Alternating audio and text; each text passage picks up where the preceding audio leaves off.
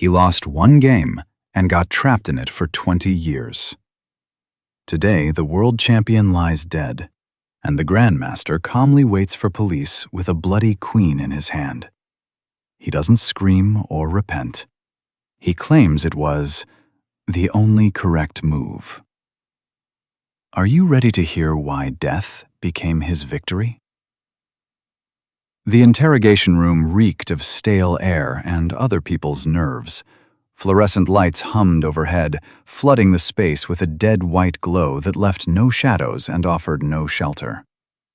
Andrew Walsh sat at the table, spine straight, as if positioned before a chessboard on the eve of a decisive match. His long, pale finger traced slow patterns across the scarred tabletop, carving invisible lines. Square by square, rank by rank. He drew a board where none existed. Detective Nathan Carter watched this ritual from the other side of the table. 40 years of working with killers had taught him to read people by their gestures, their breathing, the way they held a pause. But this man didn't fit any familiar category. No tremor in the hands, no sweat on the brow. None of that characteristic scent of fear that had seeped into these walls over decades. Andrew Walsh appeared calm, almost serene. Nathan rubbed the bridge of his nose, feeling the familiar weight behind his eyes.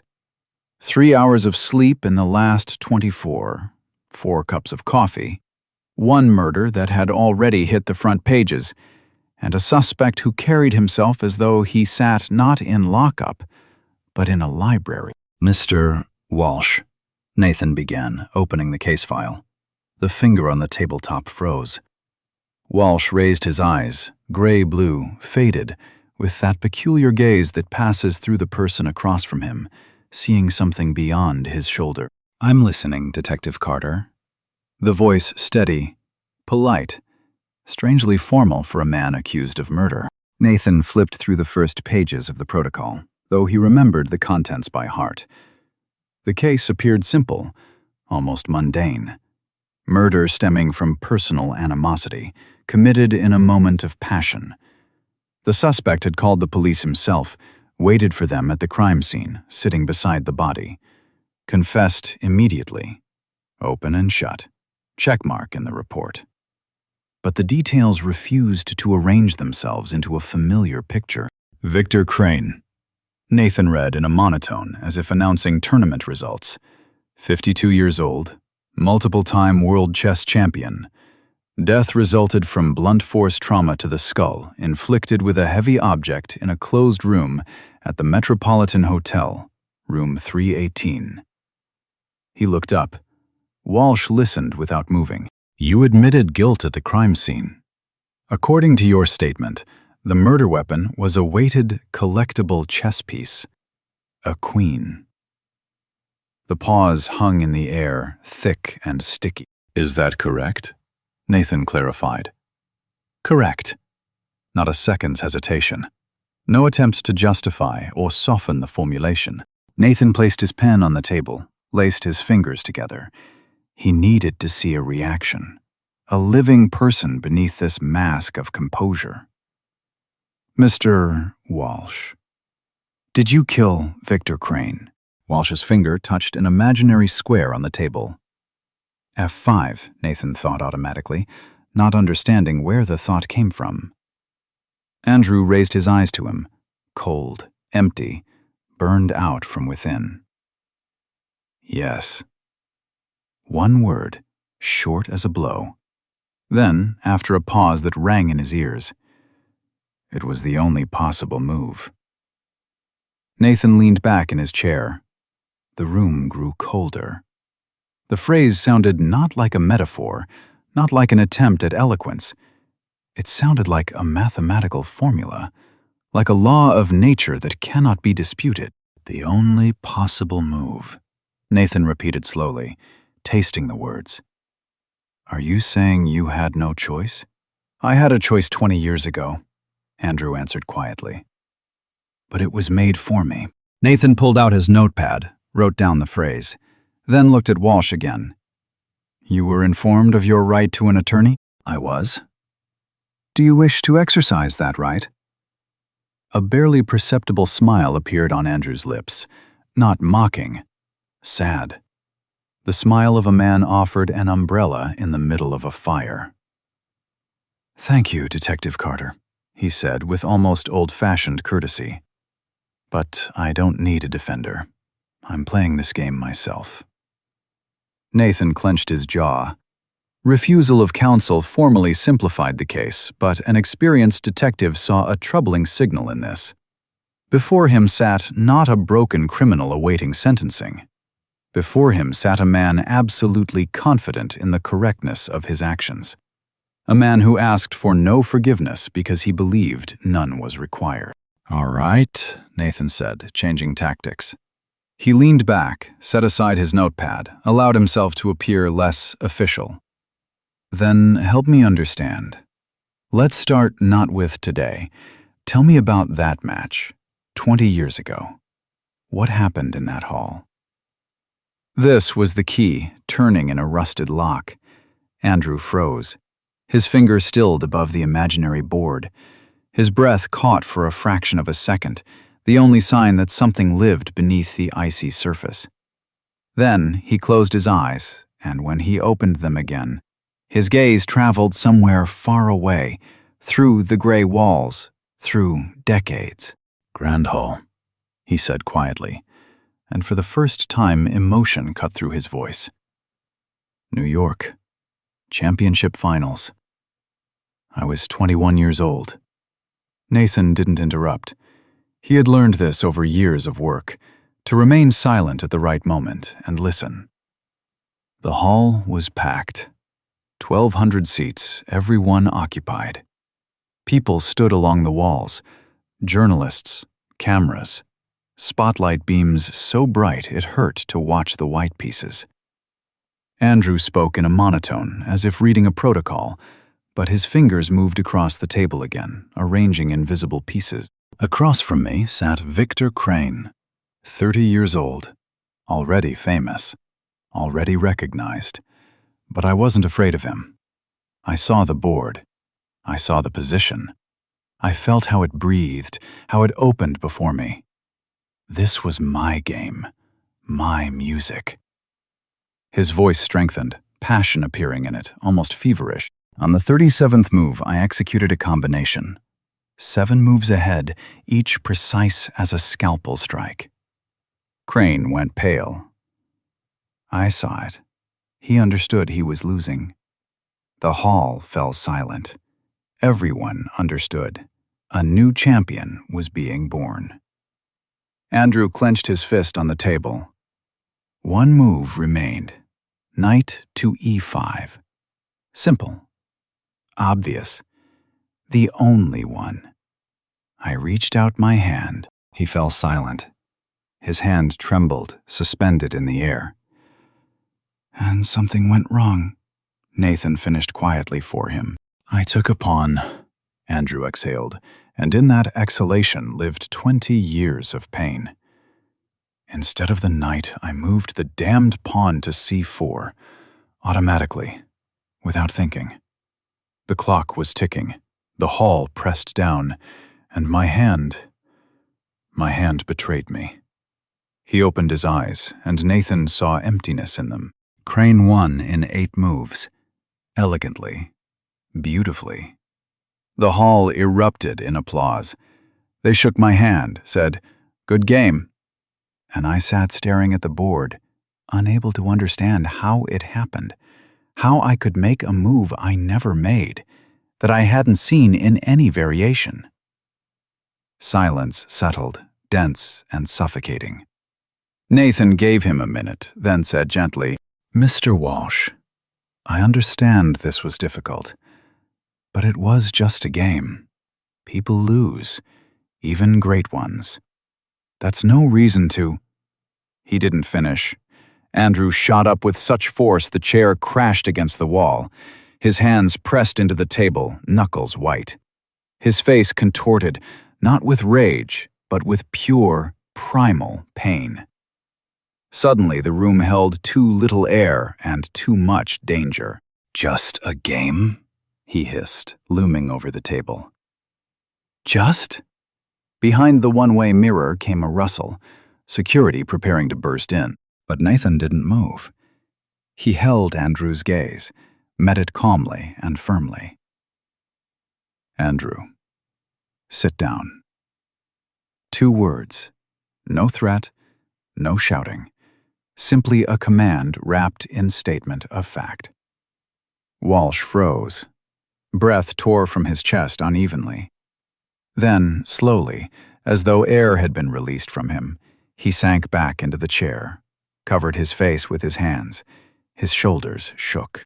Nathan waited, gave him time to collect himself, then poured water from the pitcher into a plastic cup, extended it across the table. Drink. Andrew took the cup, swallowed. His hands no longer trembled. I'm sorry, he mumbled. I didn't mean to. It's fine, Nathan replied, returning to his notepad. I'm still listening. Andrew set the cup on the table, steadied his breathing. You asked why I fixated on one game, he said more quietly, but with the same firmness. Hundreds of tournaments, dozens of losses, but I remember only this one. Why? Nathan asked, and his voice held no judgment, only genuine interest. Andrew raised his eyes to him. In those gray-blue eyes flickered something, not madness, but hard-won, bitter clarity. Because if it had been simply a loss, Detective Carter, I would have accepted it. He spoke slowly, extracting each word. I know how to lose. I taught children that for 20 years. I trained champions who lost hundreds of games to me and got up again. The pause stretched taut as a wire. But this wasn't a game. Nathan frowned. What do you mean? Andrew leaned forward, and his whisper filled the small room with arctic cold. It was theater. Nathan stepped out of the interrogation room into the corridor, where the air was cooler, but no lighter. The door clicked shut behind him with a dull metallic sound, the sound of a detention facility where every surface wore paint the color of dirty milk. He leaned against the wall, closed his eyes for a moment. It was theater. The phrase wouldn't let go. It lodged somewhere between his ribs, sharp as a splinter beneath skin. Nathan reached toward his pocket for cigarettes, remembered he'd quit 3 months ago, and cursed inwardly. His hands trembled, not from fear, but from exhaustion. 40 hours without proper sleep. Coffee no longer helped, only left bitterness in his mouth and heaviness in his stomach. He pushed off from the wall, walked down the corridor toward his office. Footsteps echoed off concrete walls. The building stood empty, Saturday, late evening, most colleagues long since dispersed to their homes, to families, to ordinary lives where they didn't have to listen as a man justified murder with chess terminology. His office greeted him with familiar disorder. Folders on the desk, empty coffee cups, crime scene photographs pinned to a corkboard. Nathan sank into his chair, switched on the desk lamp. Light fell on the case materials spread before him. Victor Crane stared at him from a glossy photograph. Broad face, confident smile, expensive suit, hand resting casually on a chessboard as if on a throne. Classic PR photography. Man who owns the world. Nathan flipped the picture over, picked up another. The same Crane, but 20 years younger. Leaner, hungrier, with sharper features.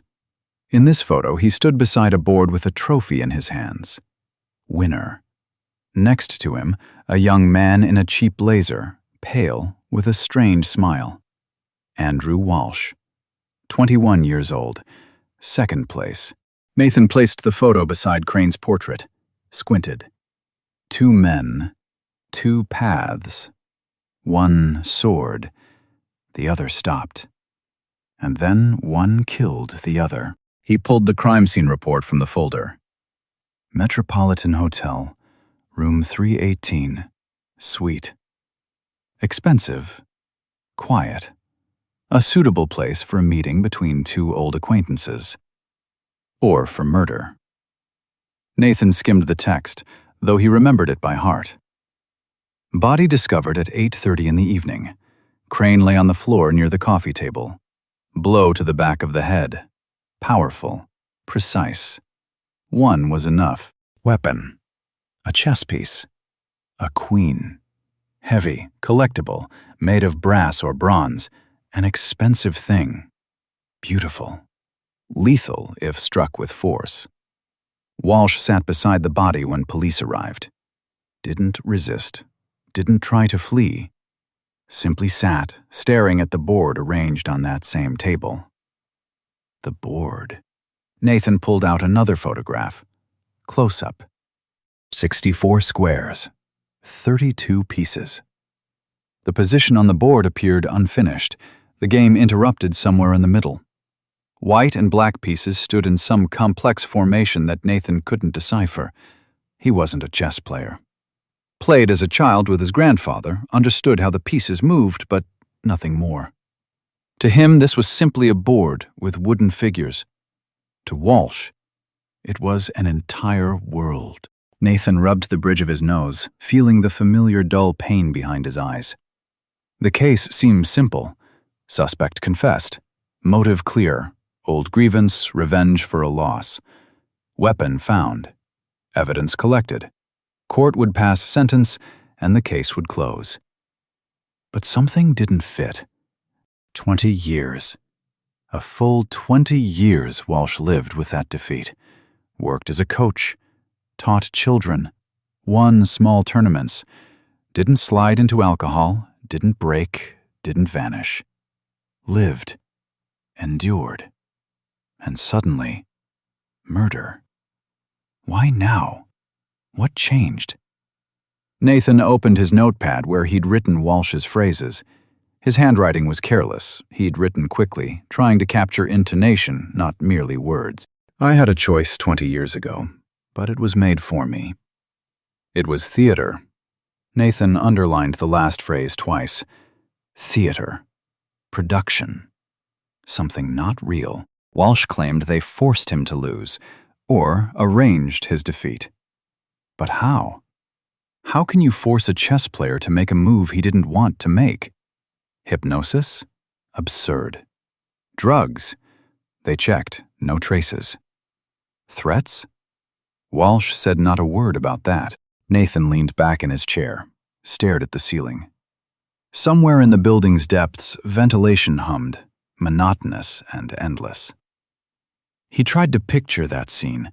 Grand hall, 1,200 spectators, spotlights, cameras. Two men at a board.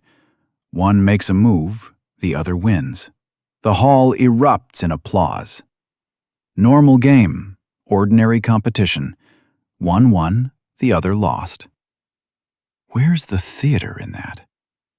Nathan looked at the photographs again. Young Walsh, young Crane, both serious, both focused. And later, 20 years later, one of them dead. The phone on his desk vibrated. Nathan glanced at the screen. Message from a colleague in archives. Found records of Walsh-Crane match 2005. Video, move, transcript, commentary. Sending links. Nathan straightened. Video. Meaning he could watch that game with his own eyes. See what happened in that moment when Walsh made the wrong move. The links arrived within a minute. Nathan opened his laptop, clicked the first file. The screen loaded. Old footage, grainy, with poor sound. The camera filmed from above, capturing the entire hall. Indeed, packed hall. People sat tightly, stood along walls, craned necks to see the board on the large screen. In the center, a table. Two figures. Nathan recognized Walsh immediately. Thin, pale, with tense spine. He sat motionless, staring at the board as though seeing through it something invisible to others. Crane sat opposite, larger, more confident, with a slight smile on his lip. Nathan fast-forwarded the recording toward the end of the game. 37th move. Walsh hesitated. His fingers hovered above the board, face strained to the limit. The hall fell silent. The camera shook, switched to close-up of the board. Nathan understood nothing. Pieces stood in certain positions, white and black intertwining in complex pattern. To him, it appeared chaos. But the commentator off-camera spoke excitedly. Walsh sees the combination. He must see it. Knight to e5, and the game is his. Crane is in time trouble. He has no time. If Walsh makes the correct move, he wins. Nathan leaned closer to the screen. The camera returns to Walsh. His hand slowly reached toward a piece. Fingers touched the knight. Froze. Then the hand jerked, grabbed a pawn. The pawn moved to another square. The hall exhaled. Someone gasped. The commentator fell silent for a second, then said quietly, This is a mistake. Walsh made a mistake." Crane raised his head. Surprise flickered across his face, followed by understanding. He leaned over the board, made his move quickly, confidently. Nathan watched Walsh. He sat motionless, staring at the board. Face white as chalk, lips compressed, hands resting on knees but fingers trembling. The game continued. 8 moves. Crane played precisely, methodically, finishing off his opponent. Walsh responded slowly, as though through force. Then Walsh extended his hand, laid his king on its side. Resigned. The hall exploded in applause. Crane stood, walked around the table, extended his hand. Walsh shook it, rose. No emotion on his face, only emptiness. The camera lingered on him for a second, then switched to Crane, who smiled into the lens, raised his hands in victorious gesture. Nathan stopped the recording. He sat in the office silence, staring at the frozen image, Crane at center frame, triumphant, alive. And somewhere off camera, Walsh destroyed. Nathan rewound to the moment of that fateful move.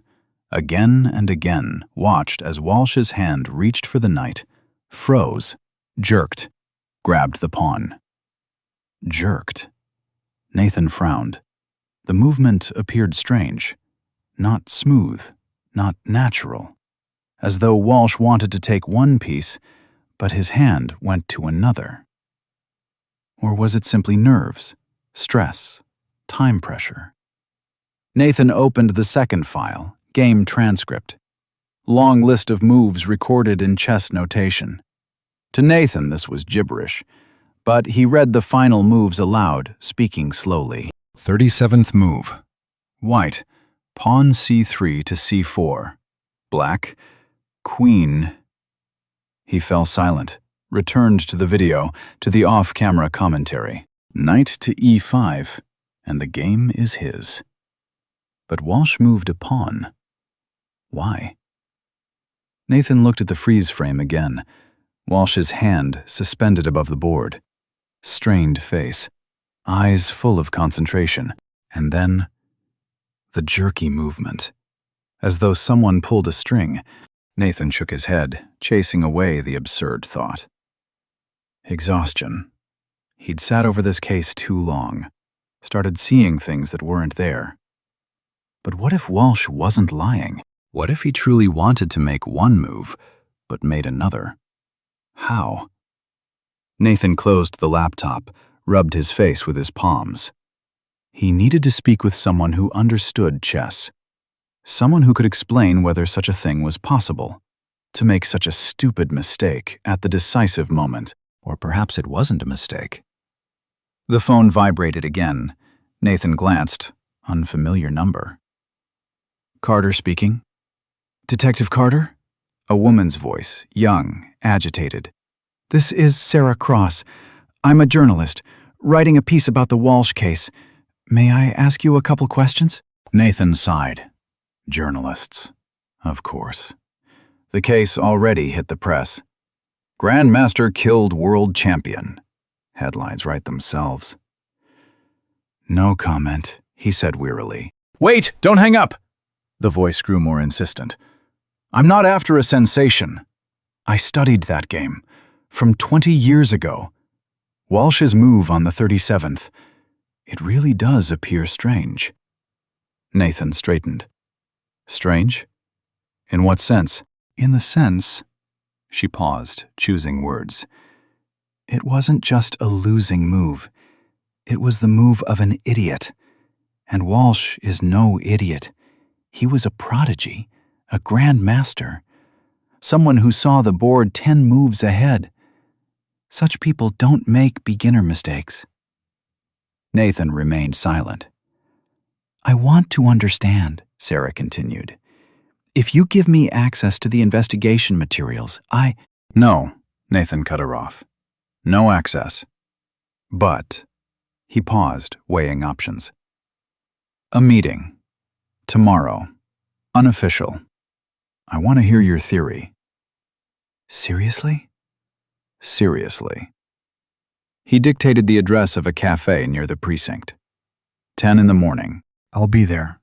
Thank you, Detective Carter." She hung up. Nathan returned the phone to the desk, stared at the photographs again. Walsh. Crane. Board between them. Theater. Somewhere in the corridor, a door slammed. Nathan flinched, returned to reality. The detention facility was falling asleep.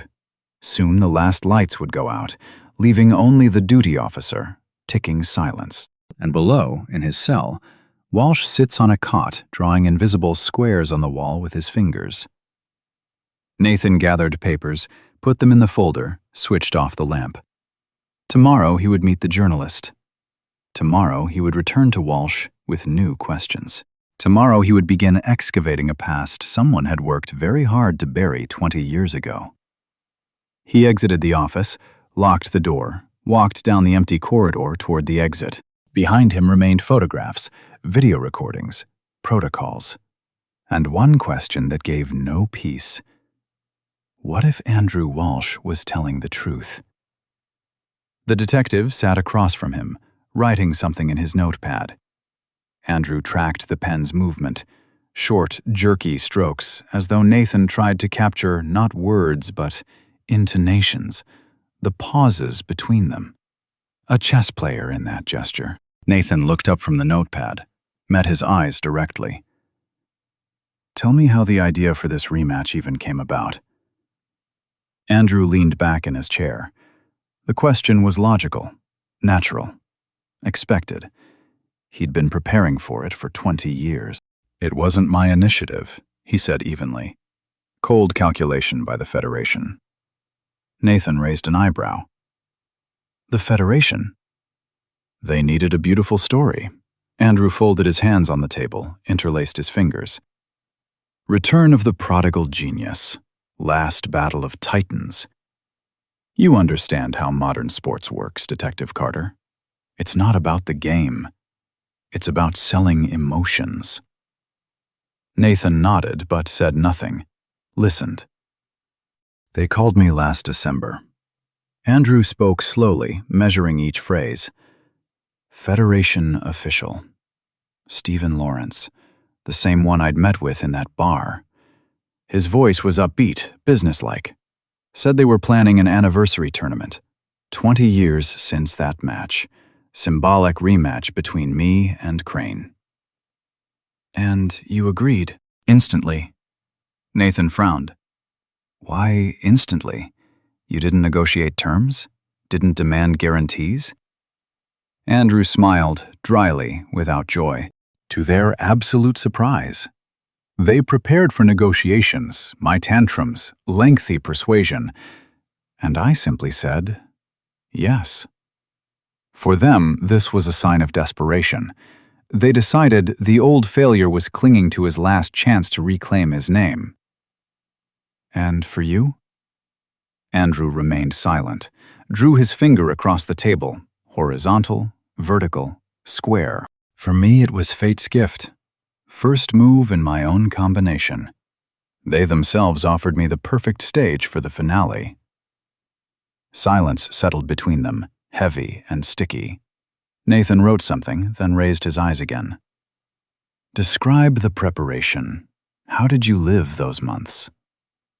Andrew closed his eyes.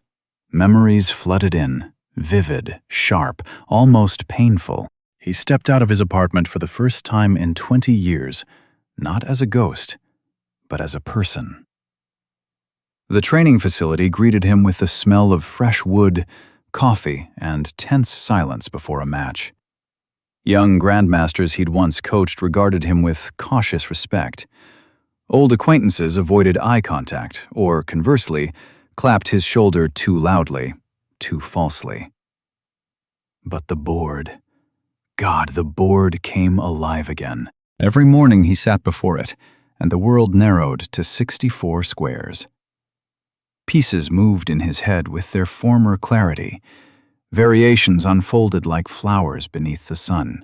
He dissected Crane's games, the last 5 years of tournaments, every move, every mistake, every weakness. He was sharp again, alive. It was an intoxicating feeling, Andrew said, opening his eyes. To be a piece on the board again, instead of a forgotten spectator. Journalists caught my every word. Cameras followed me. My name flickered through the news. Did you enjoy it? Nathan asked quietly. Andrew considered this. Enjoy? Wrong word. It was necessary. The world was repaying its debt to me, or so I thought. Of course, I understood it was an illusion, temporary. But even an illusion can be useful. Nathan flipped through his notepad, found the right page. I saw those reports, he said. I remember. Genius versus legend. Second chance. Rematch of the century. Andrew nodded. Media loves beautiful fairy tales. They molded me into a convenient hero. Old broken master rising from his knees for one last fight. Touching redemption story. I watched those segments on television and saw how the system that wrote me off 20 years ago now transformed me into a character in their show. And you allowed it? Of course. Andrew's voice grew colder. The more beautiful the fairy tale, the more deafening the finale will sound. Nathan set down his pen, crossed his arms over his chest. Tell me about the meeting, before the match, in the players' room. Andrew straightened. This moment he'd replayed in his head hundreds of times. Before, after, in sleep, awake. The players' room was featureless. White walls, 2 armchairs, a table with water and fruit. Sterile as an operating room. Beyond thick walls the crowd hummed. 1,000 people who'd come to watch the duel. The roar reached here, muffled, like the growl of a beast caged. Andrew stood at the window, staring at the city below.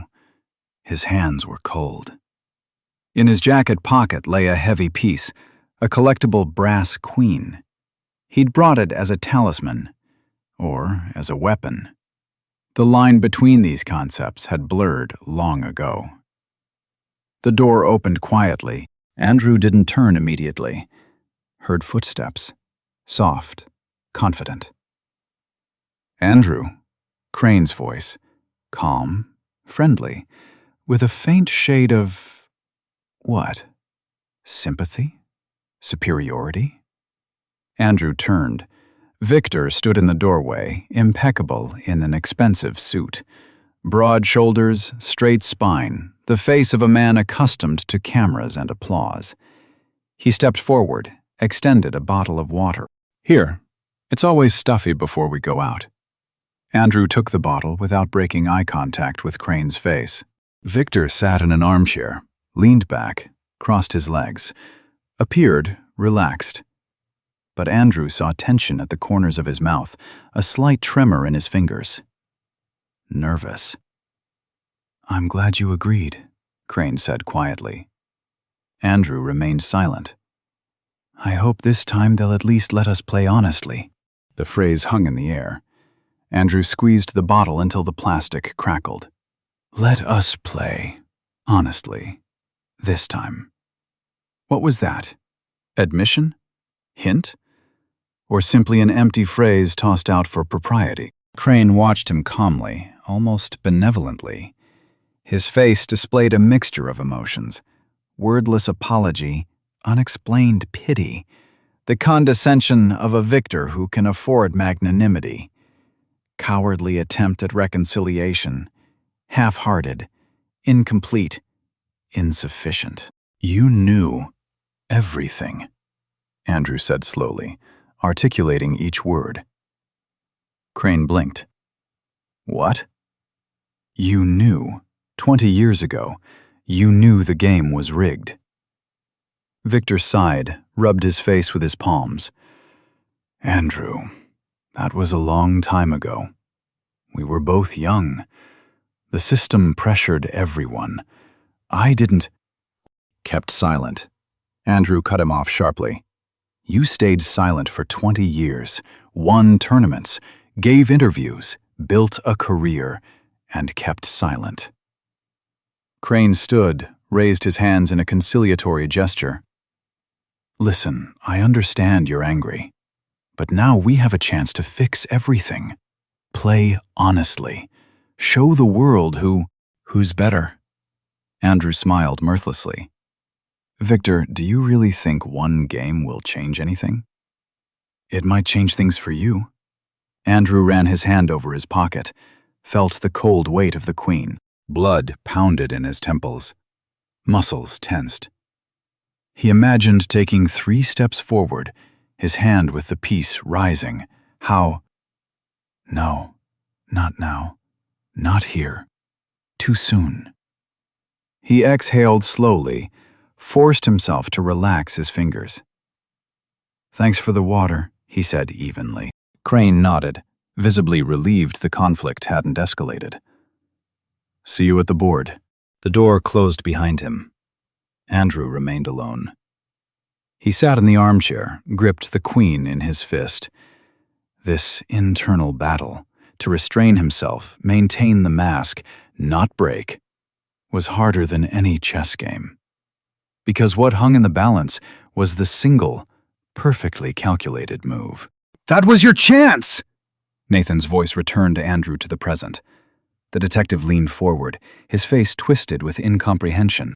"Crane practically confessed. You could have turned on a recorder, provoked him into openness, gone to the journalists and told everything. Why didn't you choose the path of public scandal? Why murder?" Andrew regarded Nathan with something close to pity. "Exposure," he repeated quietly. "And what would that have accomplished?" He stood, paced the room. "Words of a drunk old man, Lawrence, against the impeccable reputation of a champion. My words against the Federation, sponsors, media. They would have hired the best lawyers. Proven I was an unbalanced failure settling scores. The system would have outplayed me. Again." He turned, met the detective's gaze. "Public truth is an illusion, Detective Carter. For those who don't understand the rules of the real game, it would have been just another loss." Nathan remained silent. Andrew returned to the table, sat, began drawing imaginary lines with his finger. "Look, the first time they controlled the match result. The second time, if I'd created a scandal, they would have controlled public opinion. This entire rematch from beginning to end was under their control. Sponsors, cameras, regulations, even commentators." He counted off on his fingers. "On that enormous board, I had not one free square." "But you found one," Nathan said quietly. Andrew nodded. "Every system has a vulnerability. I searched for it for 20 years.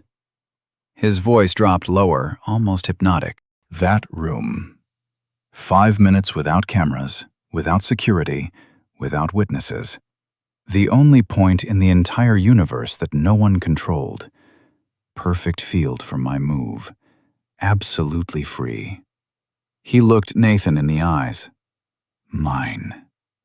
Nathan clenched his jaw, wrote something down, then asked the question that would confirm his worst fears. So, you never even intended to sit at the board? Didn't wait for the game to begin? All the preparation, training, interviews. It was all deception? Andrew watched him for a long time, calmly. Not a shadow of doubt crossed his face. Begin the game? Detective Carter, no. The pause stretched into eternity. I didn't come there to play. The game ended 20 years ago. Nathan remained silent for a long time after those words. Andrew watched as the detective flipped through pages of his notepad, backward, forward, as though searching for a lost thread. Finally, Nathan raised his eyes. Show me that game, he said quietly. The one you've been playing for 20 years. Andrew straightened. He'd been waiting for this moment, perhaps his entire life. All right. He stood, approached the board in the corner of the room, an old demonstration board, surely brought here specifically for him. Nathan followed, stopped beside him, arms crossed over his chest. Andrew touched a pawn, cold wood beneath his fingers. Squares divided space into comprehensible sections. 64 squares, an entire universe arranged in perfect order. Position from 20 years ago, Andrew began. I'm here.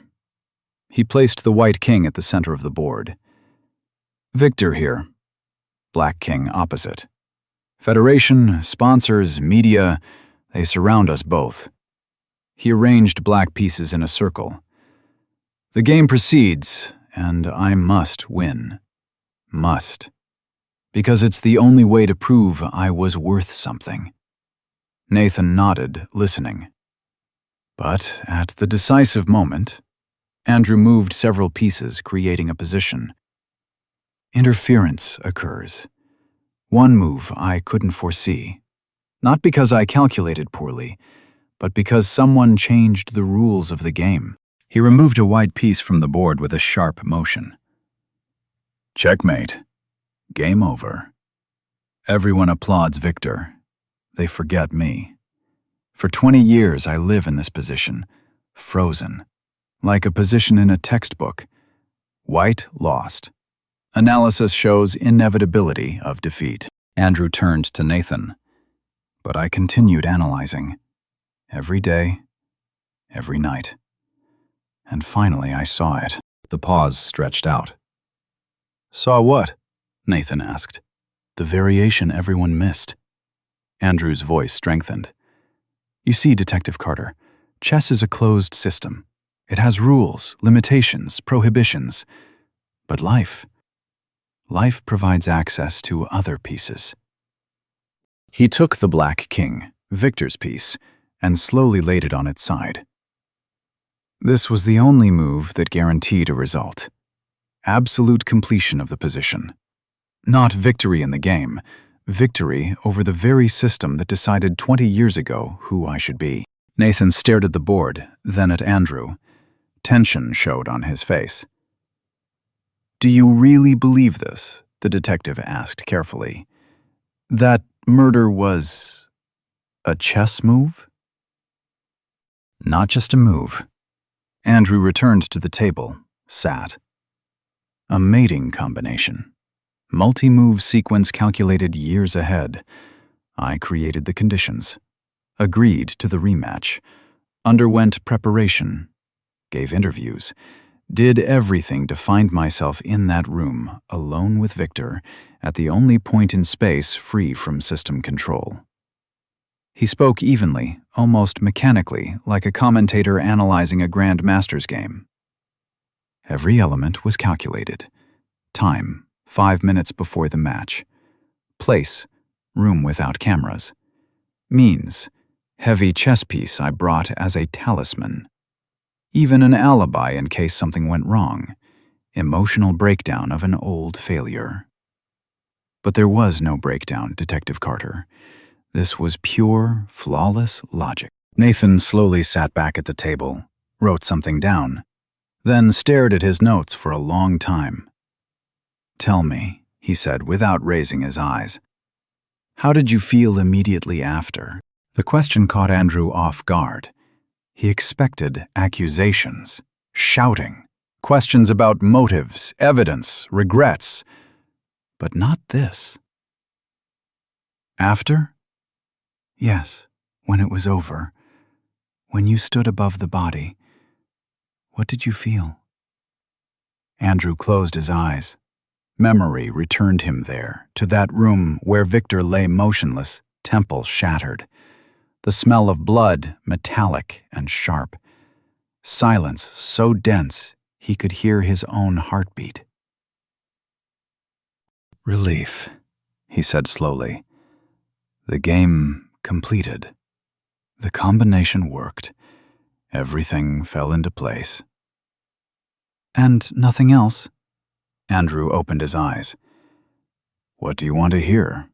That I was afraid? That I regretted it? No, I didn't regret it. It was the right move in a wrong position.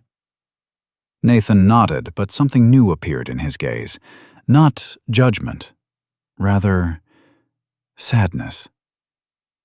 Mr. Walsh, the detective began, his voice softening. I want to ask you one question, the most important, and I'm asking you to answer honestly, not as a chess player, not as a killer, but as a human being. Andrew tensed. I'm listening. Nathan leaned forward, placed his hands on the table. Why couldn't you simply stop playing? Silence crashed into the room like an avalanche. Andrew blinked. What? Why couldn't you walk away from the board? Nathan repeated calmly. Leave. Forget. Start a new life. Become a coach, a writer, a commentator, or quit chess entirely and open a cafe.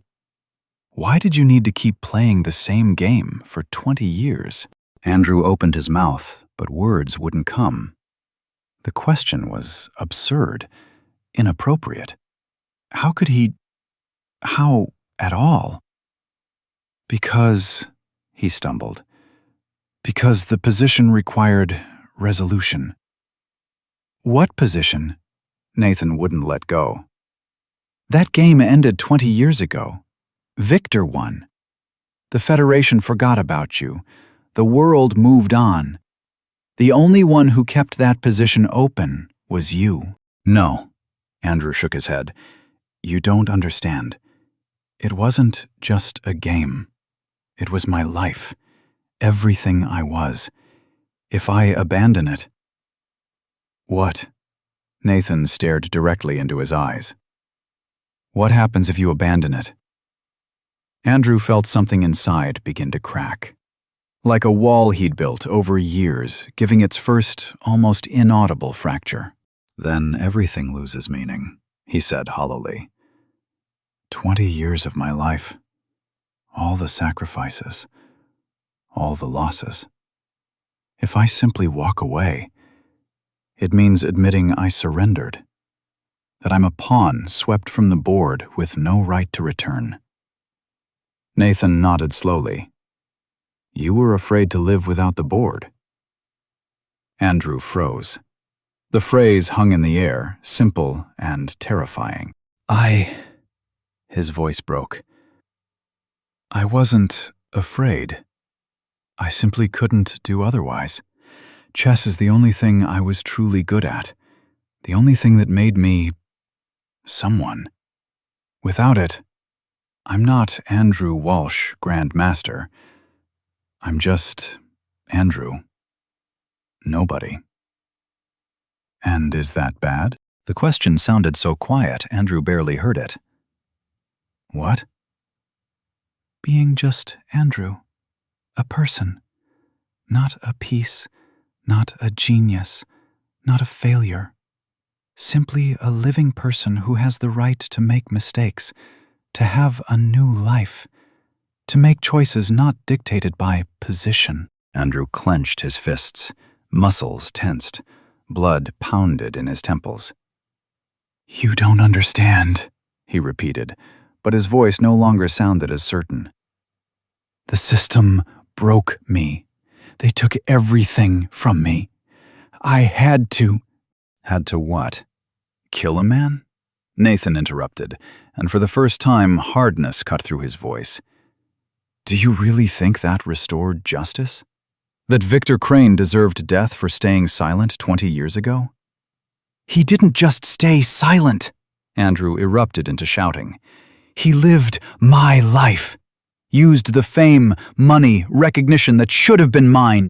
"Or they were never anyone's," Nathan said evenly.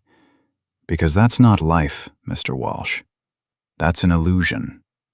You both lived in the illusion that chess is the entire world, but the world is bigger, much bigger than 64 squares." Andrew remained silent. The crack inside widened. Something dark, locked deep within, began seeping outward. "You know what's most terrible in this story?" Nathan continued quietly. "Not that you killed, but that you spent 20 years of life preparing for one move. 20 years, Andrew. You could have met someone, fallen in love, created a family, raised children, traveled, written books, taught a new generation of chess players not only to play, but to live.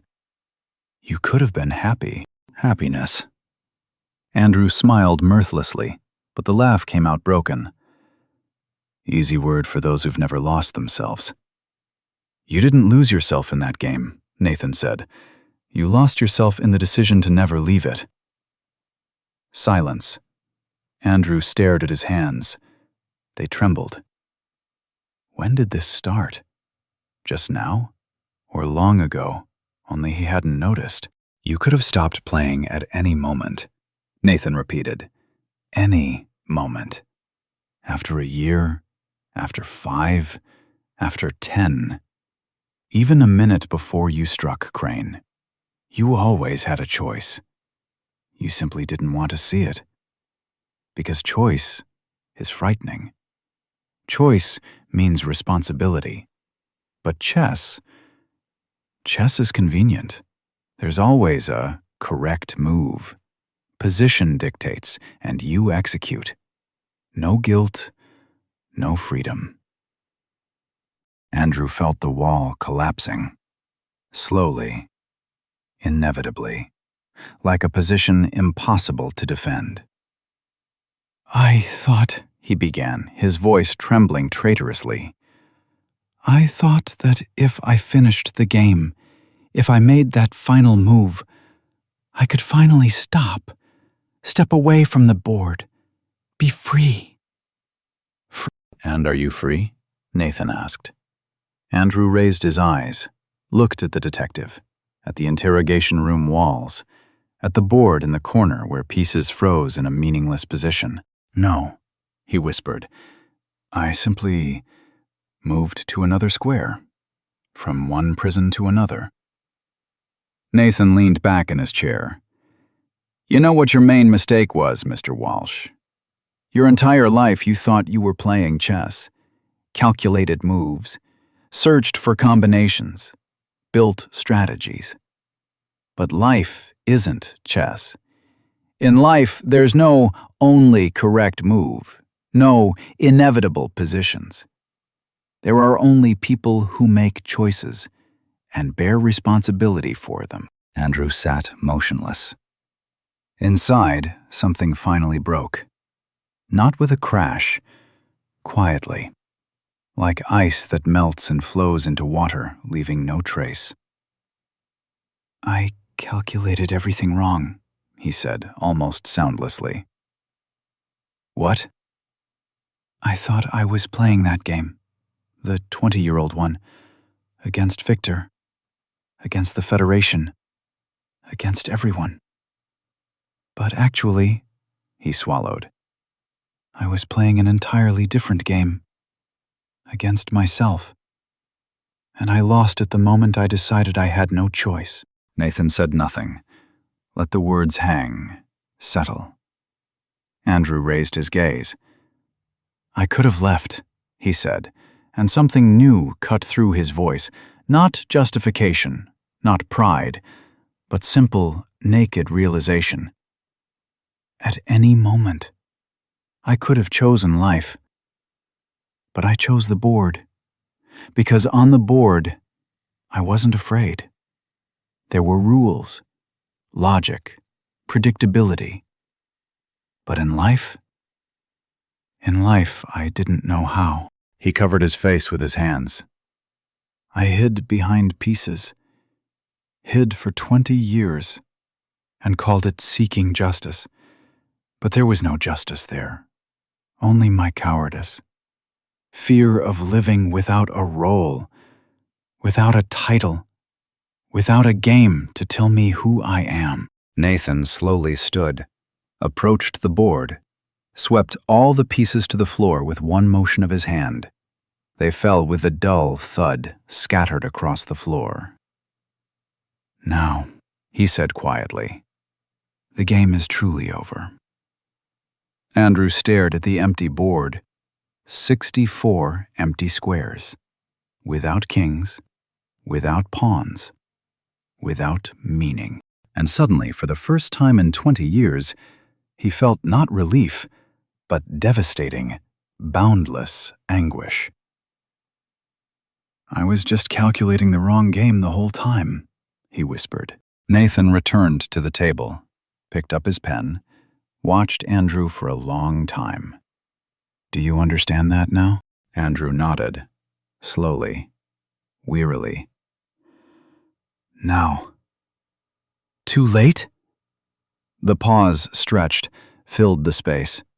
Outside the window, voices sounded, footsteps in the corridor, the sound of a closing door. Life continued. The world spun onward, indifferent to the drama in this small room. Andrew looked at his hands, at trembling fingers that once moved pieces with absolute certainty, at the lines of his palms that, according to fortune-tellers, should have predicted fate. But no one told him he chose his own fate. Every day, with every decision, or refusal to decide. Yes, he said finally, much too late. Nathan wrote down the final words, closed his notepad, placed his pen beside it with such precision, as though completing a ritual. Thank you for your honesty. Andrew raised his eyes. They no longer held the certainty with which he'd entered this room. Gone was the grandmaster's pride in having calculated the perfect combination. Only exhaustion remained, and a vague understanding that the real game, the one he should have played, remained untouched. I wanted to be a piece on the board, he said quietly. A king, or at least a pawn that reaches the edge and transforms into something greater. But I was the player, always was. I had the hand that moves pieces, and I could have stood up and walked away at any moment. Why didn't you? Andrew shrugged. The gesture came out so human, so ordinary, that Nathan barely perceptibly flinched. I was afraid, Andrew admitted simply.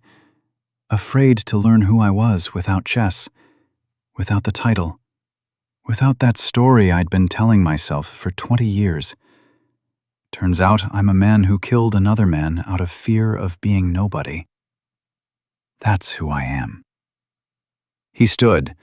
The guard at the door stirred, but Nathan raised his hand, stopping him.